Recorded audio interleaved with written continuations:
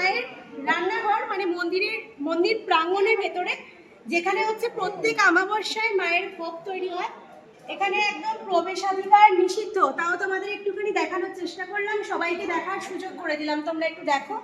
এখানে কিন্তু মায়ের রান্না হয়, মায়ের বাসনপত্র, আর এখানেও কিন্তু আজকে আলাদা করে ভোগ হবে, যেটা কিন্তু মাকে অর্পণ করা হবে। আর ওই পাশে তো মায়ের ভোগ হচ্ছে, যেটা তোমাদেরকে নিয়ে গিয়ে দেখালাম। চলো এবার এদিকটা আসো।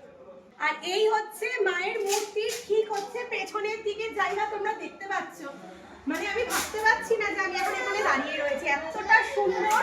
আর এইখানে আজকে রাত্রেবেলা পুরোটাই হচ্ছে গিয়ে ঠাকুরের যে ডালা সবাই দেবে সেগুলো এখানে রাখা হবে, মায়ের বাসনপত্র এখানে রয়েছে।